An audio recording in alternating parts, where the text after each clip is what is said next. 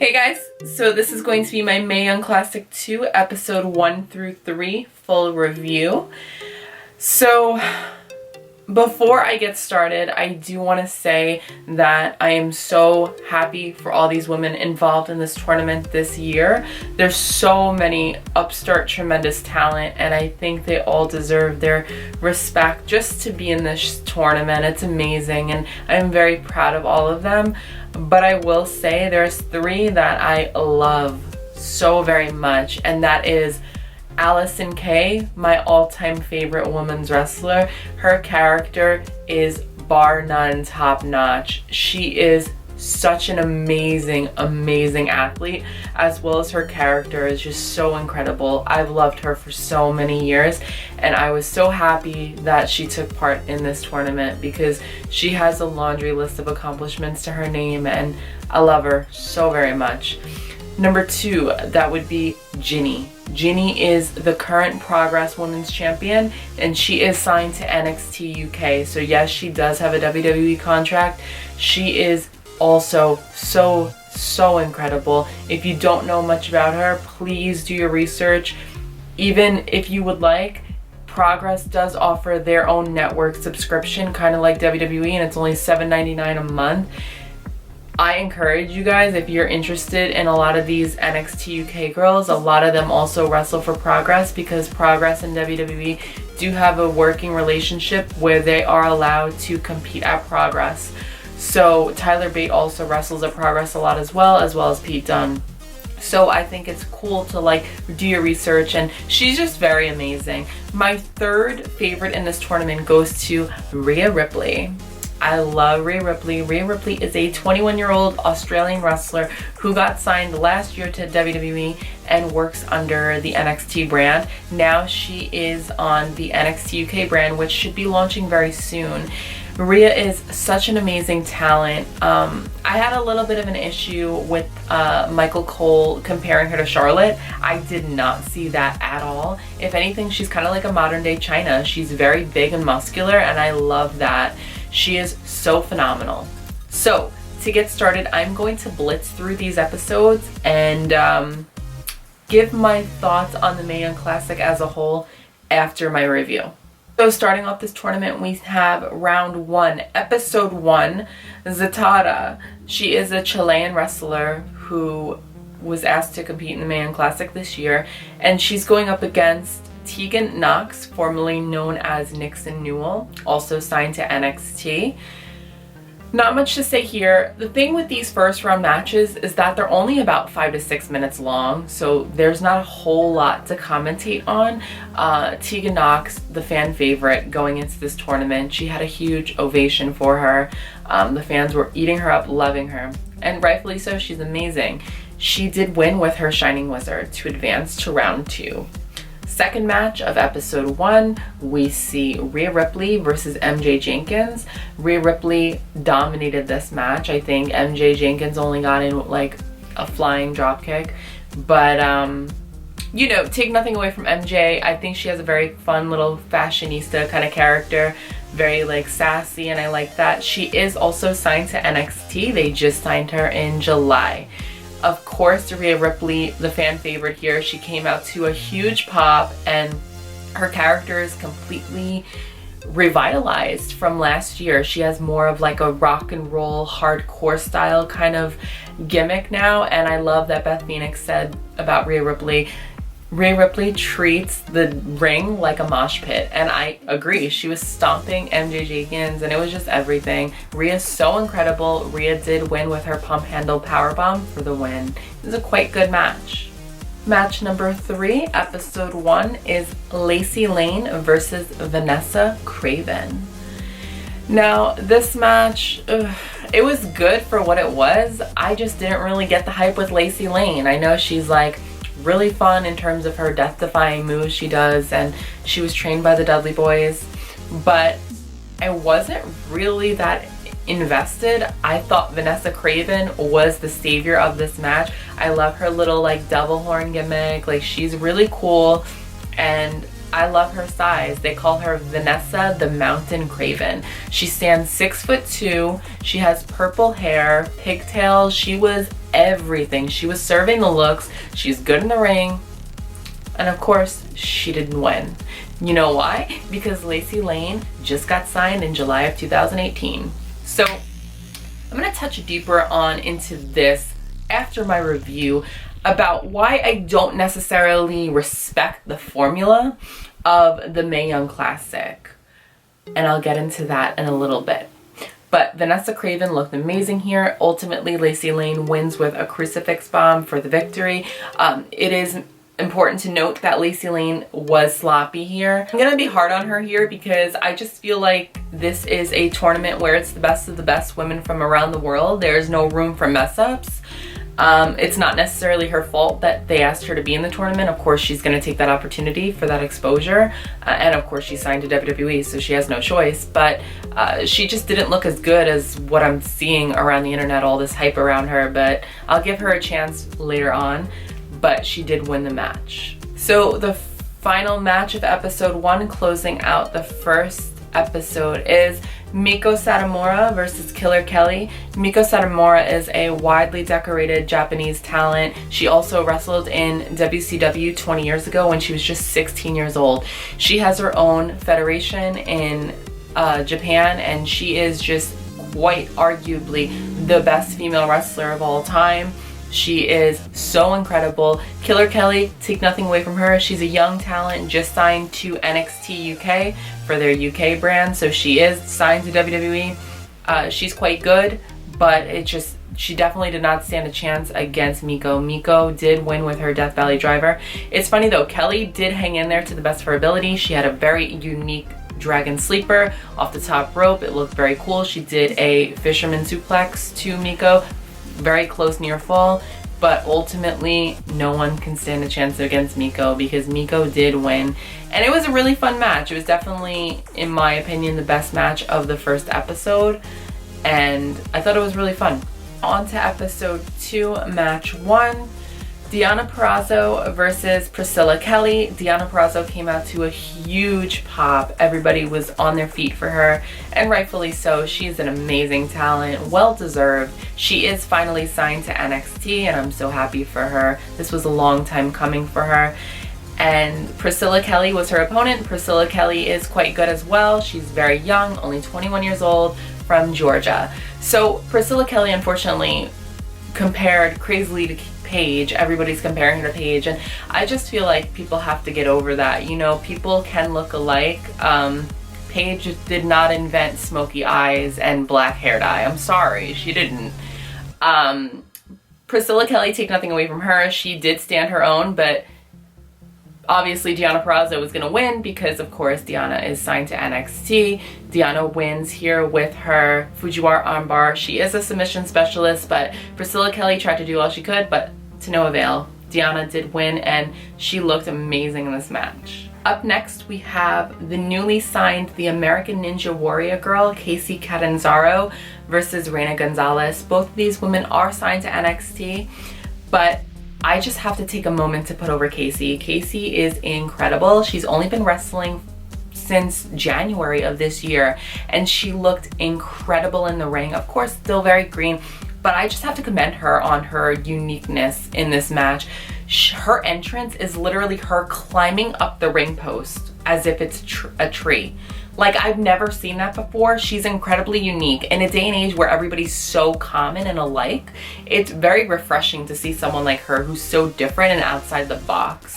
Casey looked very impressive here with her unique athleticism, and she did ultimately get the victory with a quick roll-up to Reina Gonzalez. I like that Reina, after the match, kind of paid tribute to Casey and lifted her up on her shoulders so the crowd can salute her. I think Reina was told to do this, of course, because they really see a lot of stock and investment in Casey. Casey has a big following outside of WWE with the American Ninja Warrior thing. She was the first ever woman to compete and complete the American Ninja Warrior competition. So that was quite impressive. So she has a lot of accolades to her name already, and she's really adapting to the WWE style very well because of her athletic background. Up next, we have Ziosis versus Ariel Monroe. Ariel Monroe is the wife of Cedric Alexander. Cedric was in the crowd. Ariel was incredibly over here. I really thought Ariel was gonna win considering she is the wife of Cedric Alexander.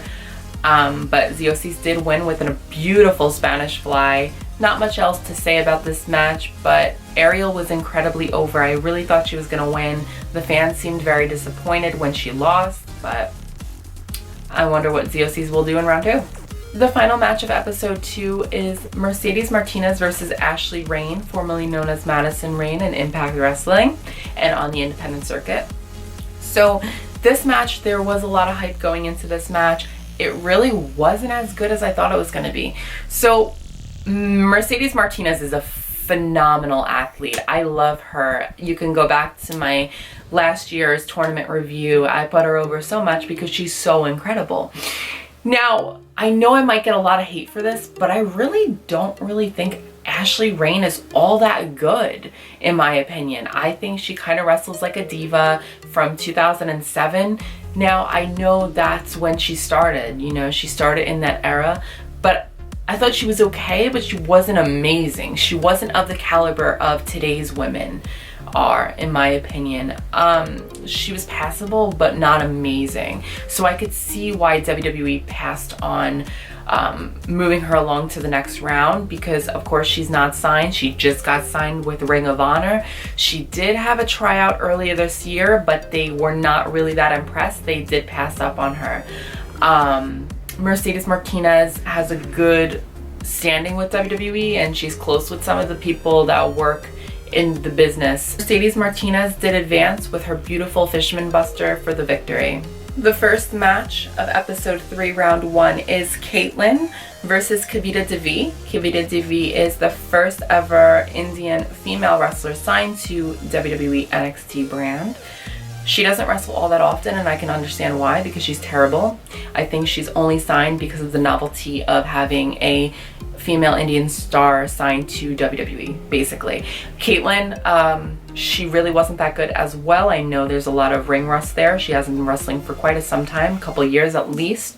This match was incredibly sloppy. I would say the worst match of round 1 as a whole. From what I've seen from these 12 matches, it definitely was the worst match. They had no chemistry at all.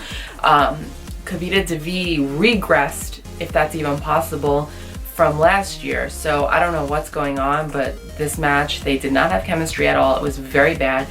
Caitlyn did win with a very bad spear, and it wasn't necessarily Caitlyn's fault. It's because Kavita did not know how to sell the move at all. It looked just horrible, awful match. The next match, definitely my second favorite match of the entire tournament thus far, is Toni Storm versus Jinny. So we have the Storm versus the Fashionista. Now, Jinny is the current Progress Women's Champion, also signed to NXT UK, as well as Toni Storm is also signed to NXT UK. This match was anyone's game because they are both signed to WWE, so this match was incredible. We saw a lot of technical moves from Jinny. My personal highlight of this match is Jinny's beautifully modified surfboard stretch to Toni Storm. Jinny is such a talent. I take nothing away from Toni, but Toni's put over by everybody. It's time to put over somebody else, and that is Jinny. Jinny is so incredible in this match.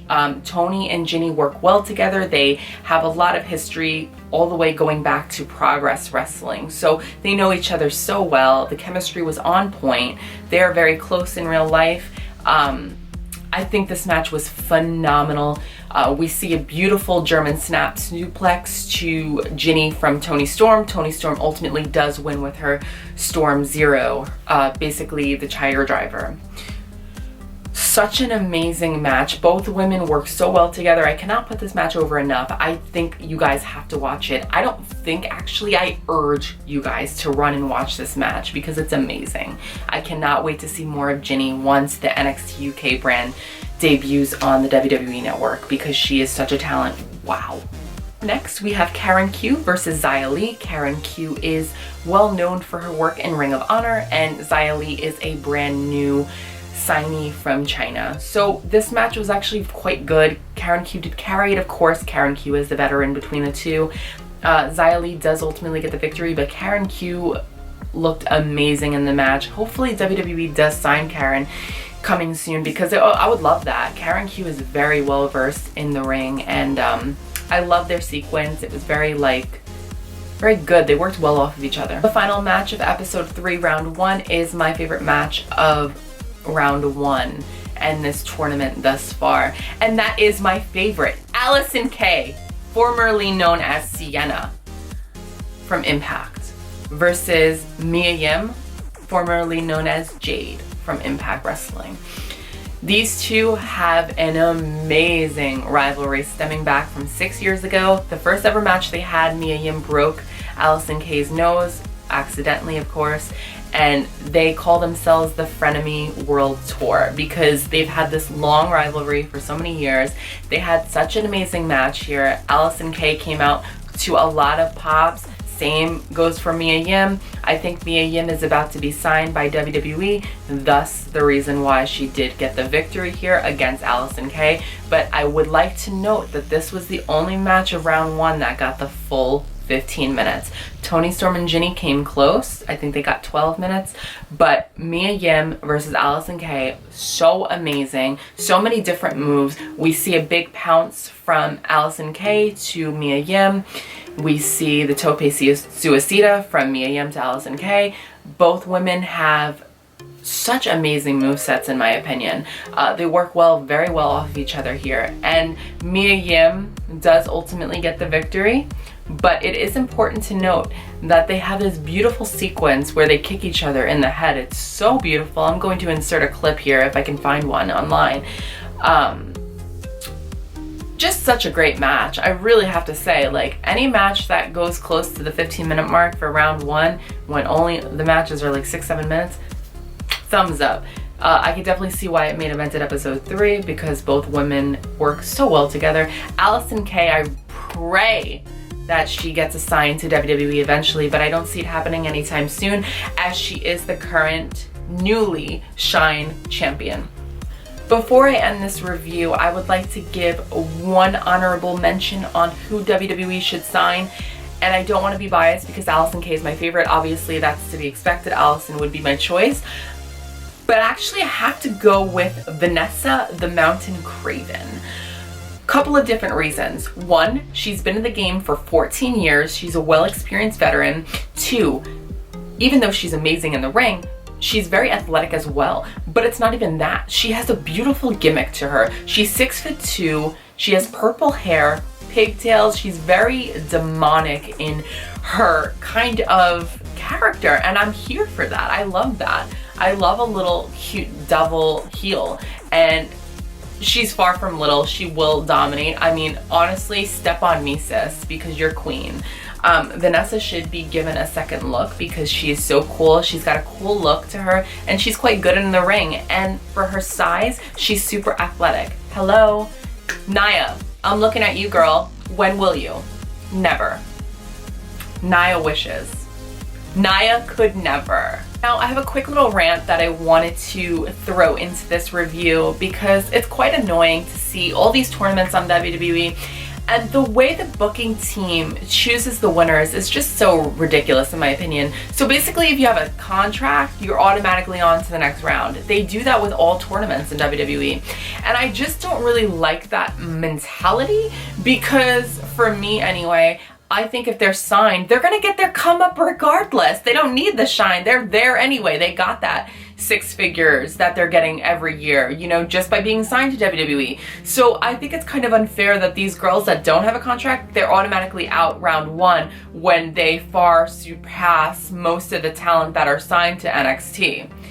You know, that's what I don't understand. I don't like that booking ideology. Like, if you're signed, oh, you're automatically advancing. Why? Why can't someone who doesn't have a contract go further? Now, I know Miko Satomura go far, and I know Mercedes Martinez are gonna go far because they did advance. But they have such a big name to them outside of the business. Like, someone like Vanessa Craven. She should have easily defeated Lacey Lane. Are you kidding me? That was just so stupid. So I just don't necessarily agree with the formula of these tournaments in the terms of booking. I don't like the way they book these people.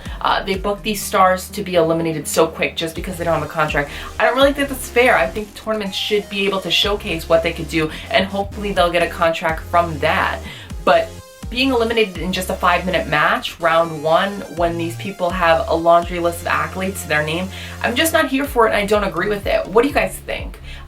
Please sound off below in the comments. I would like to know what your favorite match was. Who do you think is someone to watch from this tournament? And please subscribe to my channel if you're already not subscribed, and tap the notification bell because it is imperative to be notified when I am uploading videos. Sometimes with the new YouTube algorithm, they do not alert everybody unless you tap the notification bell. So please, it is important to tap the notification bell to be notified whenever I upload a video. So I will be back for round two. I will definitely be reviewing the full thing round two. Hopefully, I know it's going to be amazing. I cannot wait to review it for you guys. So with that being said, thank you guys so much for watching. I love you guys. Bye.